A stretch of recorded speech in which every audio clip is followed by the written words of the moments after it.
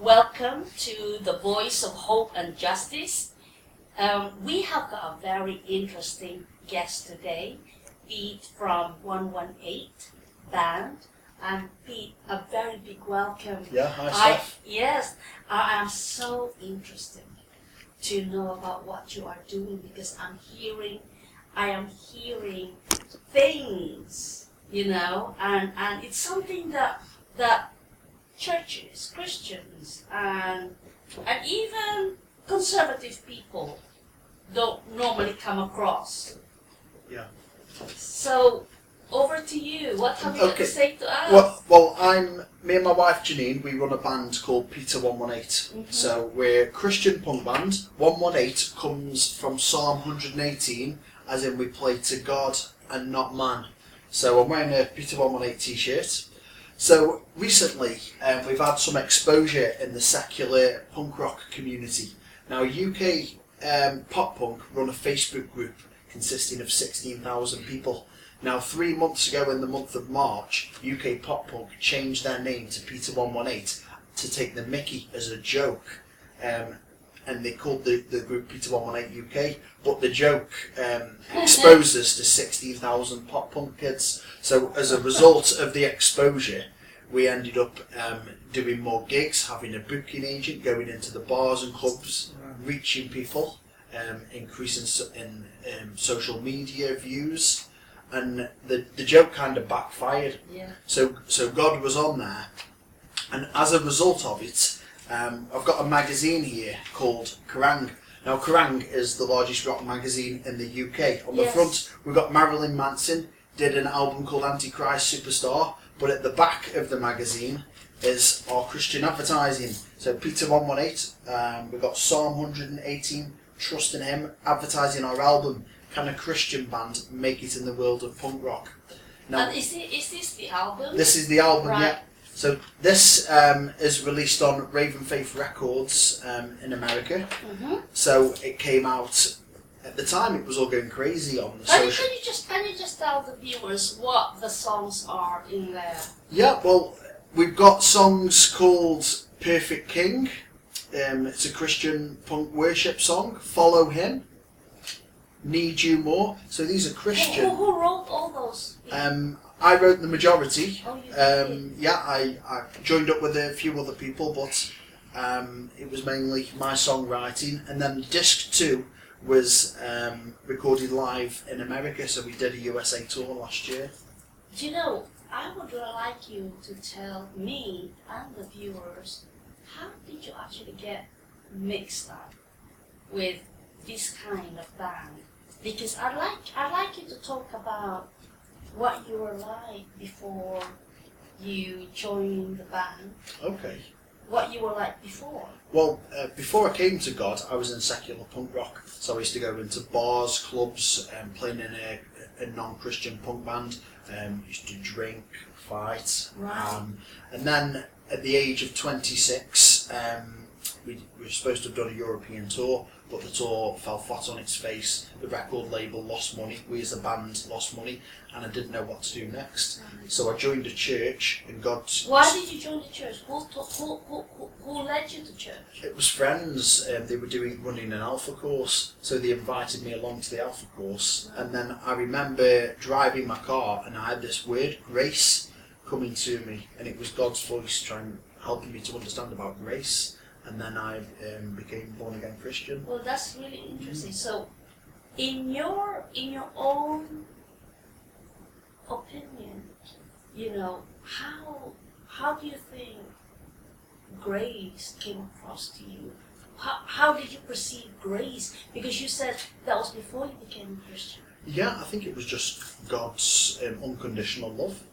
So it was just words coming to me as I was driving the car, grace, and I didn't know what grace was at that time until I kind of researched what it was. So you're telling us that you were driving and you had no idea, no Christian background, nothing. Well, I had a Christian background as a child because my mum was a Christian, but I didn't have a personal relationship with God. Mm-hmm. And I didn't understand about what grace was, and it wasn't until I researched what grace was. Right. The the scriptures then started to open up. And then after that, you decided to form your own Christian band. Yeah. After I became a Christian, God sent me back into the punk rock scene, Right. where I'd come from, but as a Christian. I see. So from the days of when I wasn't a Christian, I developed tinnitus, which is ringing in your ear. That's right. So Jesus healed me of tinnitus. Wow. I then signed a record contract to Thumper Punk Records in California, and I went back into the punk scene All right. as a Christian. So when you play your Christian punk rock, what kind of reaction do you get from the audience? Varied. Sometimes we get good response, sometimes we get negative response. We get a lot of criticism from Christians, but we do get small support from our church. So it varies, and we've played with Satanists, we've played with Nazis, we've played with Christian bands. So God sends us out. Can you just repeat that? You played with the Satanists? Yeah, we played with Satanist bands, and in Holland we did a European tour. Tell us about that. We did. We played in Holland with this band, and they said no Bibles in the house, so they didn't let us bring Bibles in. But what we did was brought in Christian CDs. So we managed to get the gospel in through the CD. Wow. And I remember them saying to Janine, no Bibles in the house. And Janine will be able to explain more, because the CDs they were giving us were anti-God lyrics. Right. But we managed to play and we performed. But what really... you see, I wanted you to explain more to me in depth that you, as a Christian, Yeah. you're able to play with, in your own words, Yeah. Satanist band and what was Nazi? the other? Nazi band. Nazi band. So where do you actually play? You know, where do you we play fit in? Because you know, clearly you cannot really work together with Christians and non-Christians, and here you are. Yeah, we're doing it. There's no limitations on God, and we work as a team. So we went out on the European tour, drove from France all the way through to Germany to Poland, and we had these encounters. Janine was taking Christian biker Bibles into biker clubs, Right. and then we're just handing them out, and we had Bibles in 6 different languages. And when we did a gig in Wales, we had this guy come forward who was a Nazi, was shouting with swastikas, and we played to him. And what? And Eventually, he got kicked out of the pub, but we still got the message, the Christian message out. So what you're saying, that in the midst of this kind of audience, you would literally just play your own Christian music, and what else do you do? Well, we play festivals with the UK pop punk stuff, with with the Facebook group UK Pop Punk changing the name to Peter 118. We were exposed to the pop punk people, and we're invited to play Slam Dunk. Now, Slam Dunk is the UK's largest secular pop punk event, so we were invited to play on the acoustic stage. So me and Janine went up and we played to all these non-Christians, and people were coming up to us asking for pictures, and we were just sharing the gospel. Can I ask you, do you think that you would see yourself compromising your faith by playing with people who are anti-Christians, atheists, Satanists, Nazi supporters? No, because I think Jesus hung out with the down and outs and the outcasts in the day. Jesus hung around with prostitutes. Jesus hung around with robbers, tax dealers, and we're just going in there doing our bit for God. I've got another question, because with the kind of people that you mingle, you mix with, Are there like lots of alcohols and drugs and sex and Yeah. and violence and swear words and fights and everything? Yes, and we have a strict band rule of no alcohol when we play shows. So I don't drink alcohol. I made a vow to God to give up alcohol, Right. but to shine light into those dark places, we have that rule Fantastic. where we don't drink alcohol. And how do you handle? I'm sure you get hecklers, you get abuse, and threats, and all kinds of things. We do. We get a lot of it from social media. We've had threats that I hope you burn in the English Channel. Go crucify yourselves. I just brush all these comments off. Really, have you actually experienced direct threat of your life? Not in live gigs yet. So, well, never. So Okay. it's all been social media. When we're meeting people on a one-to-one basis at the Yes. gigs, we've had no threats. It's all been people typing messages on the internet. So tell me, Pete, where does God really play as the head of your band? Well, God comes first. So this year, all our songs are punk worship, but they've all got a Christian message. But God will lead us. It's like an evangelistic band. So Right. God will tell us to play here. He will open doors there. So even with the Kerrang magazine, now this advert costs £900, but it's been in the Kerrang magazine now for Right. 3 weeks. So God is using this advert to get in Kerrang, to get in the shops. So. Which and what about Janine? Because she's also part of the band. right? Yeah, Janine's the bass player, so she comes along to all the shows and she will sing and play bass and meet people. So I would like to speak to Janine as well, because it must be. I'm sure that she's also got quite a lot to share, and I'm really, as I said in the early part, that I really wanted to get to interview you, to get your message out there, because there's so many, and don't get me wrong, I used to be one. When I see people, if they don't wear the same normal clothes like us, yeah, I tend to stereotype them straight away, that they are different, they're weird, but God's changed the way I look at people. And with you, when I've been talking to you, your heart is really to reach out to the people. yeah, to share a message. Like the other week, we had an order of these Peter 118 shirts. A guy ordered 4 shirts, but on the back, the scripture. So we've got trust in him, Psalm 118, verse 8. So we're actually getting non-Christians are wearing scripture on the back. That's amazing.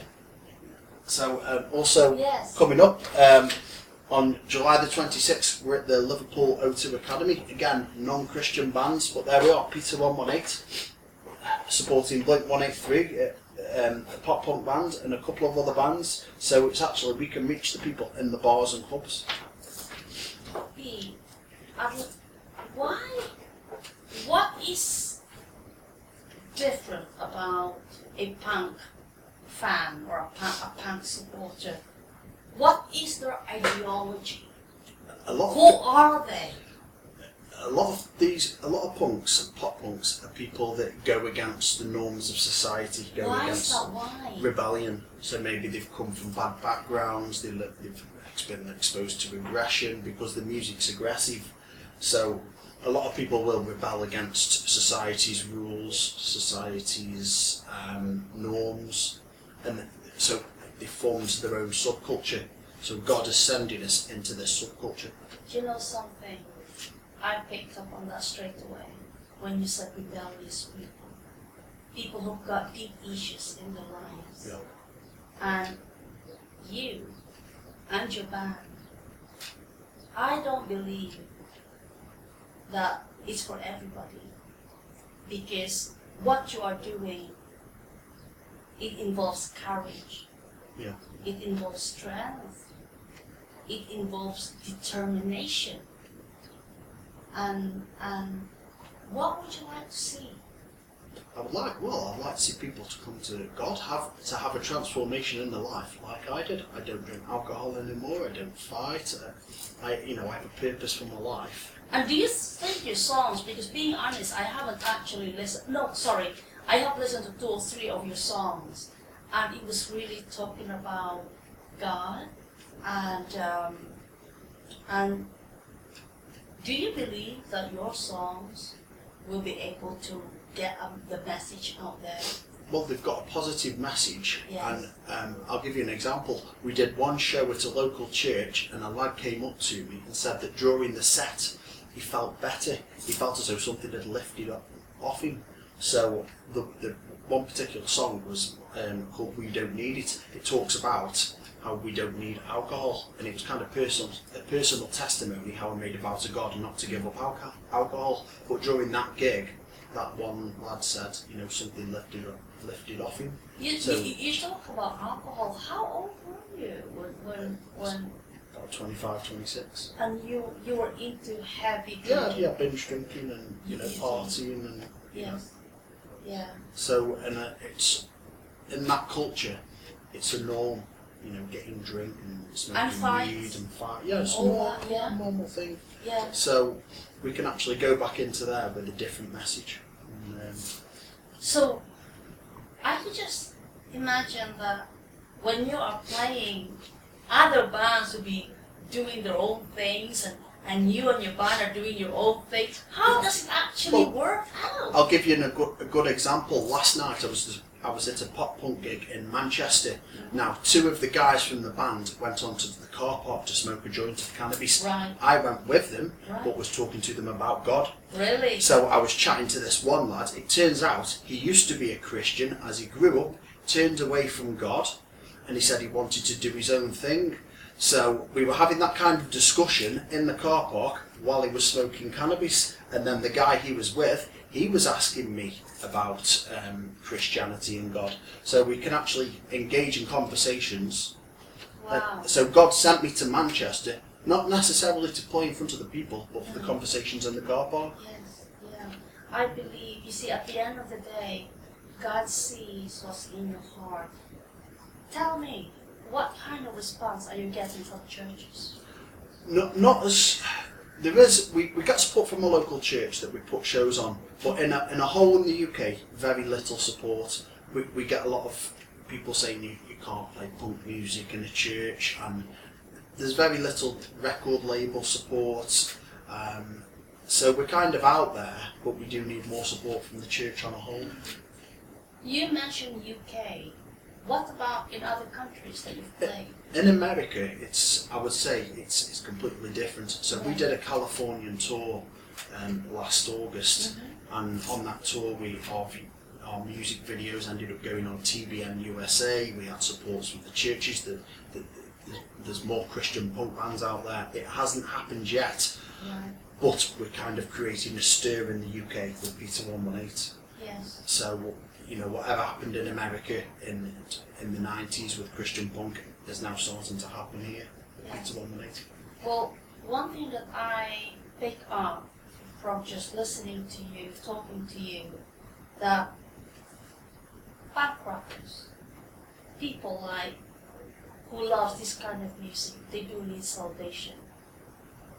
How many Christians out there, people like Pete and his team, are willing to give their lives to be a witness for Christ? These are a lot of, we're talking about young people here. It is a known fact that our young people is a dying generation. You can see how you mentioned about rebellious. Yeah. And so many of them are lost and hurting. And what are we doing to make a difference? Well, this is where the church needs to come in and stop, support the bands, encourage musicians to say, you don't just play worship in a church, actually go into the bars and clubs and play your worship to the non-Christians, because I think the time's come where we need to start moving out of the church, moving beyond the four walls of the church. You're right. Get out of the whole world get out and get the message out there. Yeah. You're right. Pete, I hope and pray that God is really going to bless your work. He's going to protect you and Janine and your entire team, because what you're doing is not easy. Yeah, thank you. It is not easy. And you know, the voice of hope and justice is not just about criminality. It is about different things that people needs to be heard. The young people are lost. A lot of them. They're dying. It's a dying generation. And how are we going to do that? We need people who can make a difference in our society. Not only here in UK, but throughout the world. Thank you. Yeah, thank you, so much for your time. Yeah, thank you. And can I have one of your t-shirts, please? Yeah, have a t-shirt. Thank you. And have a CD. Thank you. Thank you so much. Thank you. Thank you. God bless, God bless. you. God bless. Thank you. Thank you.